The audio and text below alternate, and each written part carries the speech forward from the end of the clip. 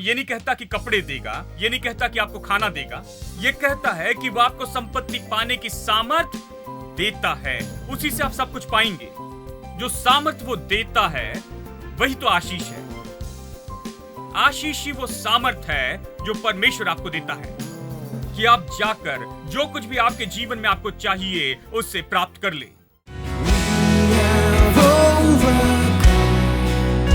By the blood of the Lamb and the word of our testimony, everyone overcome.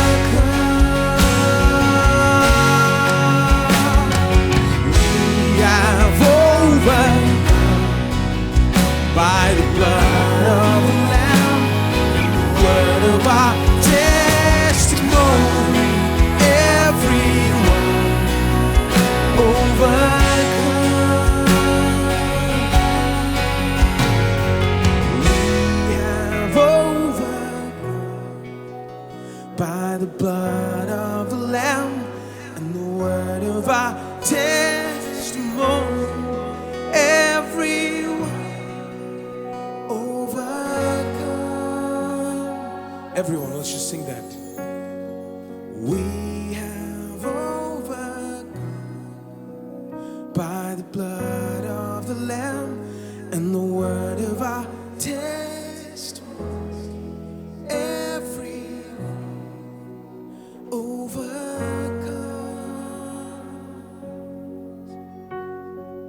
We have overcome by the blood of the Lamb and the word of our testimony. Every overcome.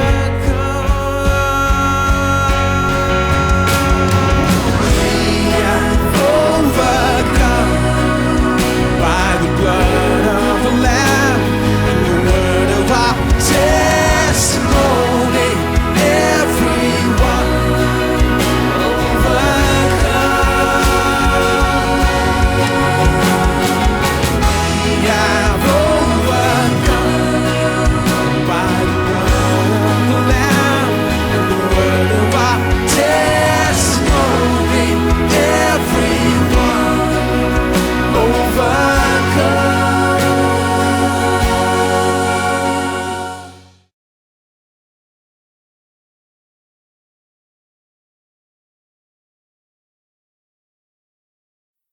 आज मैं प्रभु की आशीष के बारे में सिखाना शुरू करना चाहता हूं। प्रभु की आशीष। अब मैं एक छोटा वचन बताऊंगा जिसे आप बहुत अच्छे से जानते हैं, इसलिए आज मैं इस विषय की शुरुआत करना चाहता हूं क्योंकि ये बहुत बड़ा मुद्दा है और हम यहां पर बहुत सी बातों को देखेंगे। इसमें एक बात जो मैं आपको आज बताना चाहता हूं वो ये है कि आपको बताऊं कि आशीष क्या है। हम परमेश्वर की आशीष के विचार को अच्छे से जानते हैं, लेकिन हम अपनी आशीष के ज्ञान के बारे में सटीक नहीं हैं कि ये क्या करती है, ये क्या लाती है, ये कैसे काम करती है, कैसे आती है, हमने इसे कैसे पाया है। देखिए, सारी चीजों के बारे में मैं बताना चाहता हूं। आशीष क्या है, आज इसी के बारे में हम चर्चा करेंगे। अब फिर हम बात करेंगे कि कैसे आशीष हमारे पास आती है और कैसे हम आशीष पाए हैं। बहुत से लोग नहीं जानते, बहुत से विश्वासी नहीं जानते कि वो आशीषित हैं या नहीं। बाइबल कहती है कि हम आशीषित हैं। ये कुछ ऐसा नहीं जो आने वाला है, ये कुछ ऐसा है जो पहले से ही हमारे पास है। मैं बताऊंगा कैसे आशीष विश्वास से काम करती है, कैसे परमेश्वर की आशीष विश्वास के द्वारा उपयोग की जाती है। विश्वास के बिना आप परमेश्वर की आशीष में नहीं चल सकते हैं। ये सब और इसके बारे में जानने से पहले मैं आपको इस मुद्दे के बारे में बताना चाहूंगा कि आशीष क्या है, और मैं आपको एक छोटा सा वचन बताऊंगा और इस वचन के हर एक मुद्दे को हम यहां पर देखेंगे। नीति वचन अध्याय 10 और वचन 22। धन यहोवा की आशीष से ही मिलता है और वो उसके साथ दुख नहीं मिलाता। चलिए इंग्लिश के हिसाब से देखें। प्रभु की आशीष ही हमें धनी बनाती है और वो उसके साथ दुख मिलाकर नहीं देता। अब चलिए इसके बारे में चर्चा करते हैं, क्योंकि मैंने पहले बताया कि इस परिभाषा को देखें कि आशीष क्या है। आइए परिभाषा देखें कि प्रभु की आशीष क्या है। ये बहुत ही महत्वपूर्ण सच है, बहुत ही जरूरी सच है, और मेरे ख्याल से बाइबल इससे भरी हुई है। और हम इसे देखेंगे जैसे इसके बारे में सीखते जाएंगे। तो आइए हम देखते हैं कि सच में आशीष क्या है। प्रभु की आशीष से ही धन मिलता है, ये कहता है। मैं मानता हूं कि हम हमारी आशीष की परिभाषा को कई बार गलत तरीके से बताते हैं। मैं कहता हूं क्योंकि बहुत से लोग क्योंकि ये धन के विषय में कहता है, धन यहोवा की आशीष से मिलता है। वो सोचते हैं कि धन ही आशीष है। बहुत सा पैसा है तो ये आशीष है। मैं आज आपको बताना चाहता हूं, यदि आपके पास बहुत धन है तो वो आशीष नहीं है। आशीष वो चीज है जिससे धन आया है। तो आज मैं आपको बताता हूं कि आशीष उस धन से कई बढ़कर है जो आपके पास में है। प्रभु की स्तुति हो कि आपके पास धन है, लेकिन बात यह है कि जिससे वो धन आया है, बात यह है कि जो कुछ भी आपके पास में आज है, जो आप सोचते हैं कि ये आशीष है, वो आशीष नहीं है। देखिए, कई बार हम आशीष के प्रभावों को आशीष समझ लेते हैं, यही गड़बड़ी करते हैं। ये परिभाषा की गड़बड़ी है। आशीष क्या है? आशीष धन नहीं है, आशीष कोई घर नहीं है, आशीष कोई कार नहीं है, आशीष अच्छी नौकरी नहीं है, आशीष कोई अच्छा परिवार नहीं जो आपको मिला है, आशीष इन छोटी छोटी चीजों में नहीं जो आपको मिली है। आशीष ये चीज नहीं है। आशीष इन सारी चीजों से बढ़कर है जो आपको मिला है, क्योंकि ये वो है जो सबको लेकर आती है। जैसे हम इसे आगे देखते जाएंगे, मैं इसे साबित करके बताऊंगा। आशीष वो चीज है जो सब कुछ लाती है, इसलिए आशीष इन चीजों से बहुत बढ़कर है, उन सारी चीजों से जिसका हम आनंद उठाते। प्रभु का धन्यवाद अच्छी चीजों के लिए, प्रभु ये हमें देता है। लेकिन मैं चाहता हूं कि आप समझ ले, क्योंकि ये इस तरह है। जब हवा चलती है, कोई भी नहीं जानता कि हवा कहां से आई और कहां जाती है, बस उसके प्रभाव को ही हम जानते हैं। आप देखते हैं कि इस दिशा में पत्ते हिलते हैं, ठीक है। आप हवा को नहीं देख पाते, हम हवा को इन आंखों से नहीं देख सकते। आप पत्ते हिलते हुए देख सकते हैं, आप पेड़ को हिलते हुए देख सकते हैं, कुछ चीजों को हिलते देख सकते हैं कि वो किसी दिशा में हिल रहे हैं, तभी आप कह सकते हैं कि हाँ, हवा इसी दिशा में बह रही है। तो ये सबूत है कि हवा बह रही है। ये हवा नहीं है। पत्ते हिल रहे हैं, पेड़ हिल रहे हैं, ये हवा नहीं है। हवा वो है जिसके कारण पत्ते हिल रहे हैं और पेड़ हिल रहे हैं। आमीन। यानी आशीष अपने सबूत से पहचानी जाती है। ये धन से देखी जा सकती है, आनंद से देखी जा सकती है, परिवार के द्वारा देखी जा सकती है, अच्छी नौकरी के द्वारा देखी जा सकती है, प्रगति के द्वारा देखी जा सकती है। हर दिन ये आपकी अच्छी सेहत से देखी जा सकती है। इन सारी चीजों के द्वारा आशीष कई तरह से देखी जा सकती है, लेकिन आशीष इन सारी चीजों से बढ़कर है जो आपके पास में है। आशीष तो ऐसी है जिसे आपको परमेश्वर के वचन के प्रकाशन से समझना होगा। जैसे आप हवा को नहीं देख सकते हैं, उससे नहीं समझ सकते, आशीष ऐसी है जिसे आप नहीं देख सकते, लेकिन इसके उत्पन्न की हुई चीजों को आप देख सकते हैं। यदि आपको आशीष समझना है तो इसे प्रकाशन से समझना होगा, परमेश्वर के वचन से इसे समझना है। परमेश्वर के वचन को आशीष पर अधिकार है। परमेश्वर का वचन ही परमेश्वर की बातों को हम पर प्रकट करता है। आमीन। यानी फिर यहां कहता है कि धन यहोवा की आशीष से ही मिलता है। आप यहां पर धन के बदले कोई और शब्द रख सकते हैं। यहां पर यह धन के बारे में कहता है क्योंकि यहां धन के बारे में बताया गया है, और परमेश्वर की आशीष धन भी लाती है। यह तो उनमें से एक बात है, केवल एकमात्र बात नहीं है। परमेश्वर की आशीष बहुत सी चीजों को लाती है, इनमें से धन भी एक है। यदि कोई आकर आपसे कहे कि धन बुरा है, तो वो गलत समझ रहे हैं और आप उस दिशा में न जाएं। धन बुरा नहीं है।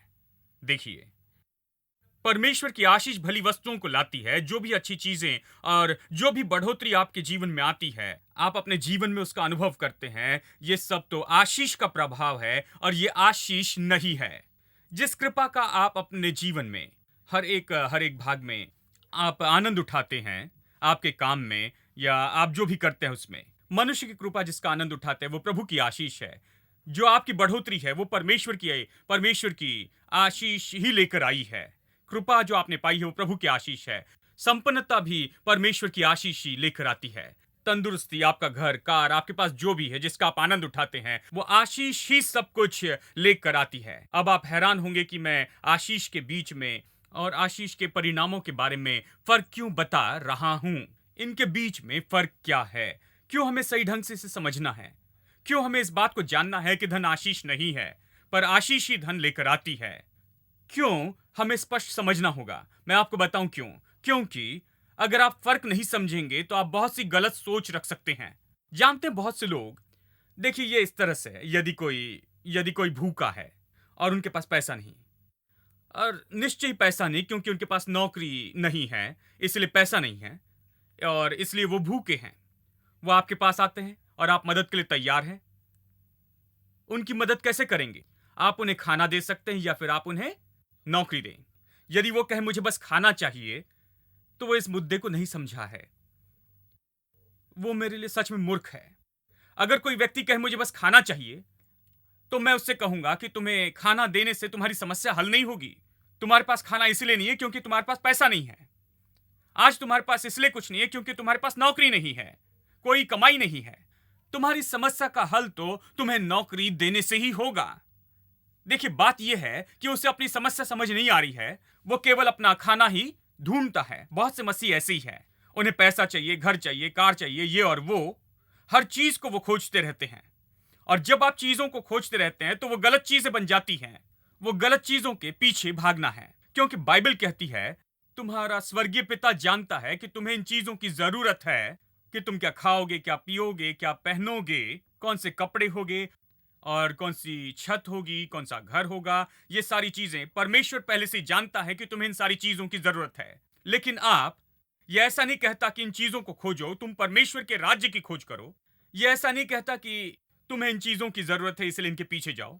तुम्हें पैसों की जरूरत है तो पैसों के पीछे जाओ। घर की जरूरत है इसलिए घर के पीछे जाओ। नहीं, बाइबल कहती है कि तुम परमेश्वर के राज्य और उसकी धार्मिकता की खोज करो, तो ये सारी चीजें तुम्हें तुम्हें मिल जाएगी। और मैं आपसे कहता हूं कि राज्य और धार्मिकता के शब्द की जगह आप आशीष को रखें, क्योंकि आशीष देने वाला वहां है।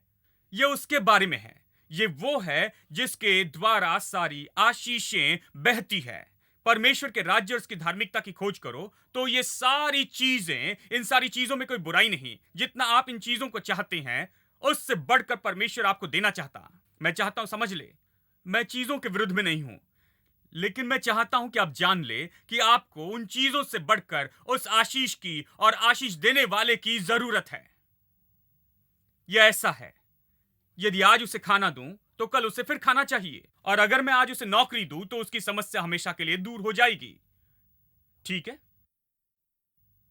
यदि मेरे पास बोरे में आम हैं और मैं उसे एक एक करके खाते रहता हूं, तो वो जल्दी खत्म हो जाएंगे। लेकिन यदि मेरे पास आम का खेत है, मेरे पास ऐसी जगह है जहां मैं आम उपजाता हूं, तब मैं सीजन में वहां जाकर ट्रक भर के आम लेकर आता हूं, तो पूरे साल भर मेरे पास आम होंगे, क्योंकि मैंने आम उगाए हैं।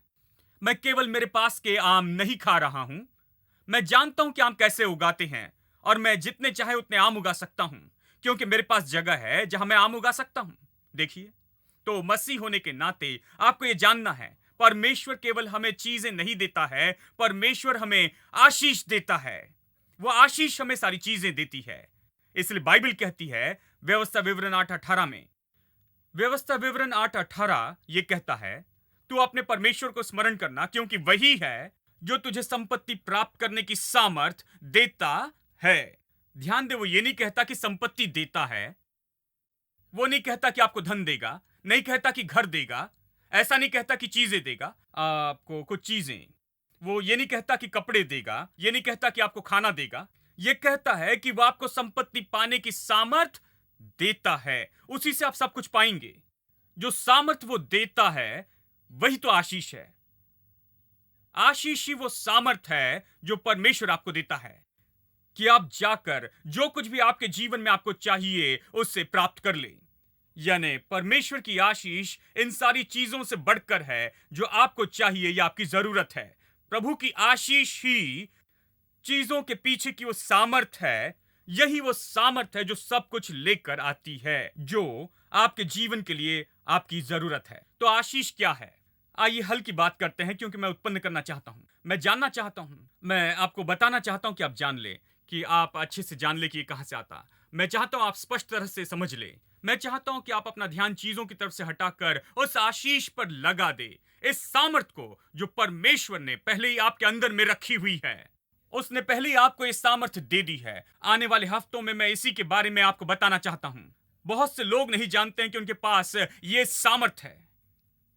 उन्हें पता नहीं कि उनके पास बहुत कुछ है। देखिए, और उनमें से एक बात है कि वो ये नहीं जानते कि उनके पास ये सामर्थ्य है कि जो चाहे उसे उत्पन्न कर सके। तो आशीष क्या है? आशीष को इस तरह बताया जा सकता है, आशीष ही सामर्थ को प्राप्त करना है जो परिणाम में संपन्नता और सफलता लाती है। आशीष ही सामर्थ को प्राप्त करना है जिससे परमेश्वर आपको सामर्थ देता है। जहां प्रभु आप पर सामर्थ को रखता है, आपको सामर्थ से भरता है, जो परिणाम स्वरूप संपन्नता और सफलता लेकर आती है, संपन्नता और सफलता लाती है। उसका प्रभाव आप संपन्नता और सफलता में देखेंगे, आप सफलता पाएंगे। तो आशीष क्या है? मैं इसे ऐसे कहूंगा, यह सामर्थ है। सामर्थ प्राप्त करना है, यह सामर्थ है जो परमेश्वर की ओर से आती है। मैं इसे कई तरह से बता सकता हूं, इसके लिए कई शब्द है आशीष के लिए। एक है योग्यता। आशीष योग्यता है। जब परमेश्वर कहता है कि मैं तुझे संपत्ति पाने की सामर्थ देता हूं, इसका मतलब है वो आपको योग्यता देता है। यह आशीष है। आशीष ही योग्यता है। परमेश्वर आपको योग्यता देता है। दूसरा शब्द है सामर्थ।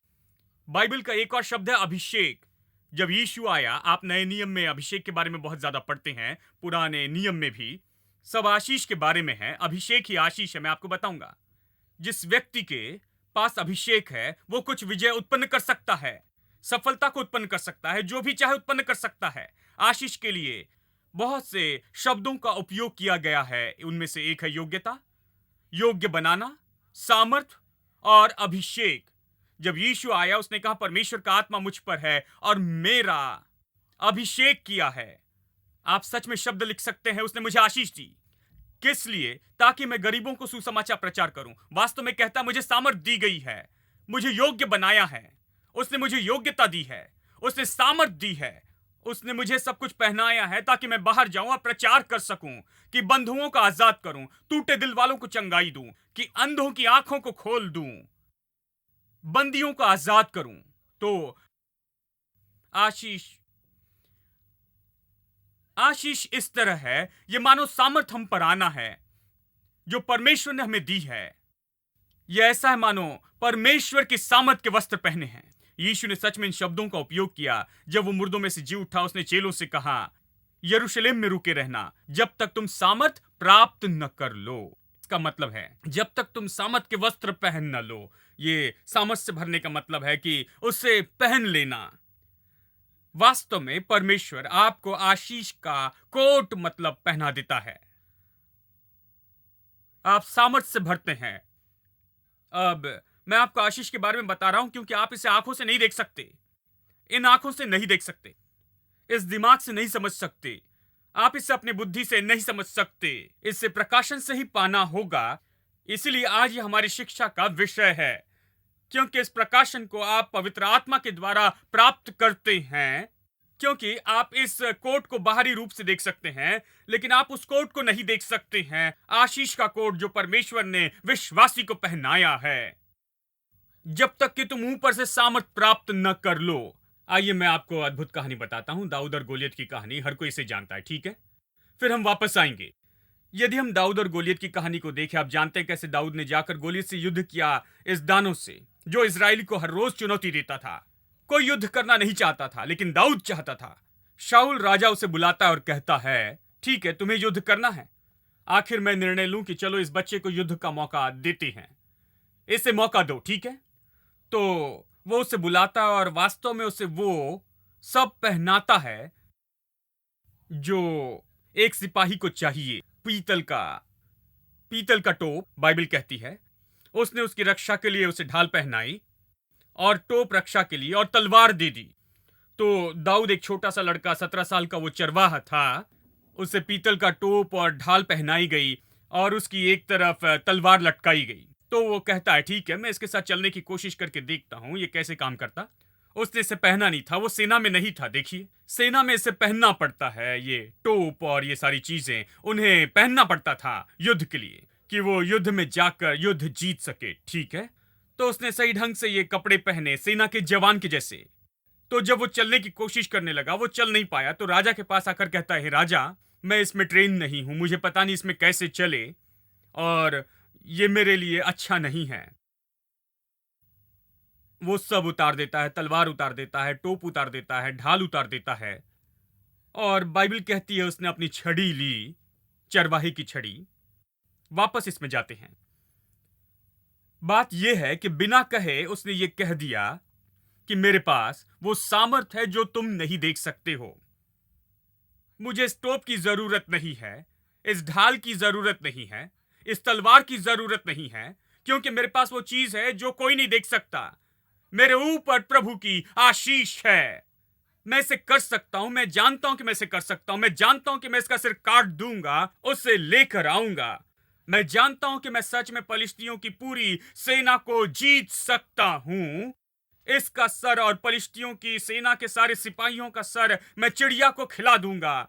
मैं जानता हूं कि मैं जीत जाऊंगा। प्रभु की आशीष जिसे कोई नहीं देख सकता है, वो मुझ पर है, मैं जय पाऊंगा। तो वो छड़ी लेकर नदी के पास जाता है और छोटे छोटे 5 पत्थर उठाता है, इस तरह से जैसे कि वो जाता है किसी छोटी चिड़िया का शिकार करने के लिए वो जा रहा हो। गोलियत कहता है, तू छोटे से पत्थर लेकर आता है, सोचता है कि मैं कुत्ता हूं। और दाऊद युद्ध जीत जाता है। मैं आपको बताऊं कि उसने गोलियत को कैसे हराया। गोलियत जो अपने हथियारों के साथ आया था, अपनी पूरी सेना, टोप, ढाल, तलवार के साथ आया, युद्ध के हथियार पहने आया, लेकिन दाऊद के पास कुछ अदृश्य था जो उस दृश्य से बढ़कर था। बंदूकों से, तलवारों से, हथियारों से, इन सारी चीजों से उसके पास कुछ अलग था। इसलिए मुझे आपको हर हफ्ते ये प्रचार करते रहना, मैं हर हफ्ते आपको सिखाते जाऊंगा जब तक कि आप इसे न देखें कि ये सारी चीजें आपके पास है जिसे कोई नहीं देख सकता, और आप इसे कर सकते हैं, सफल हो सकते, जीत सकते, संपन्न हो सकते, काम करवा सकते हैं। आप इसे होने दे सकते हैं क्योंकि आप आशीषित हैं। अगर आप इसे नहीं जानते तो मैं आपसे कहता हूं मेरे दोस्तों, मैं आपको बताऊंगा कि आप आशीषित हैं। आप आशीषित हैं। आपको दाऊद के समान देखना होगा। दाऊद ने कहा, मुझे ये सब नहीं चाहिए, मैं कर सकता हूं, मैं कर सकता हूं, मेरे पास पहले से बहुत अनुभव है। एक बार एक सिंह जो मेरी भेड़ को ले जाना चाहता था, सिंह मटन चॉप्स का इरादा करके आया था, लेकिन मैंने उसके चॉप्स पकड़ लिए और उसे फाड़ दिया। मैंने सिंह के जबड़े को पकड़ा और उसे फाड़ दिया। जरा कल्पना करिए, छोटा सा लड़का ही था, बस 15-16 साल का लड़का होगा जब उसने सिंह को फाड़ दिया था। उसने कहा, मैंने निहत्ते उस सिंह को पकड़ा और उसे फाड़ दिया। इसी को अभिषेक कहते हैं मेरे दोस्तों। इसी को परमेश्वर की ओर से भरपूरी कहते हैं। मनुष्य जो आशीषित हैं हर युद्ध को जीतने के लिए, मनुष्य जो आशीषित है हर दानों पर जीत पाने के लिए, उससे जो भी करना उसे करने के लिए। मैं विश्वास करता हूं। उसने कहा, मैंने उस सिंह को फाड़ दिया, उसको मार दिया, उसे खत्म किया। यह मेरे लिए कुछ भी नहीं था। और जब भालू आया तब मैंने ऐसे ही किया। ये तो एक छोटा लड़का था, 15-16 साल का लड़का, और ये तो सिंह और भालू को फाड़ रहा था। किस तरह का बच्चा था ये परमेश्वर से आशीषित था। ये वो व्यक्ति था जिसने आशीष पाई थी। अब मैं आशीष की ओर वापस आ रहा हूं। मैं आपको बताना चाहता हूं कि आशीष आखिर में क्या है मेरे दोस्तों। इस लड़के के पास ऐसा कुछ था जो मेरी आंखें और आपकी आंखें नहीं देख सकती है। सामान्य लोग नहीं समझ सकते हैं। ये इसे कर सकता है इसलिए नहीं कि इसके पास कोई संसार की सामर्थ है। इसके पास ऐसा कुछ है जो संसार ने इसे दिया या दुनिया की सामर्थ है। इसे परमेश्वर की ओर से कुछ मिला है जो काम करवाता है। इसे परमेश्वर की ओर से कुछ मिला है जो उसे जयवंत बनाता है। इससे ही तो मैं कहता हूं ये सामर्थ है, ये आशीष है। आशीष ही वो सामर्थ है। आशीष ही सामर्थ की शक्ति है। आशीष ही अधिकार की सामर्थ है जो परमेश्वर आपको देता है कि आप वो काम करें जो वो चाहता है कि आप अपने जीवन में करें। Fairest of 10,000 you are fair, and nothing in this world could ever measure or compare to your loving kindness. Your loving kindness is better than life. All your ways are just, oh Lord, you're just in all your ways. And I will lift my hands, oh Lord, with gratitude and praise for your loving kindness. Loving kindness better than life. Oh, it's better. Oh, it's better than life. Oh,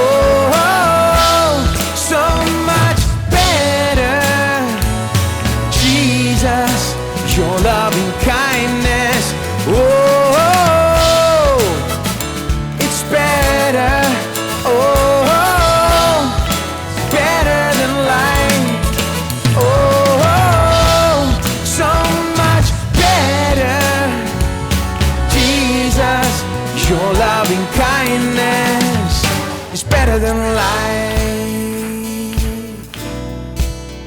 Just think about His loving kindness to us.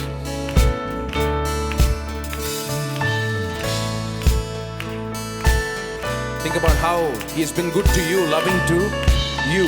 Sing this with me. Jesus, your loving kindness is better than life itself. Better than life itself. Jesus, your loving kindness is better than life itself. It's better than life. Jesus, Jesus, your loving kindness is better than life itself. Better than life. One more time. Jesus, your loving kindness is better than life itself. Better than life itself. It's better than life. Whoa, it's better. Whoa, it's better than life. Whoa, so much better. Jesus, your loving kindness. Oh, it's better. Oh, better than life. Oh, so much better. Yeah, yeah. Jesus, your loving kindness, better than life.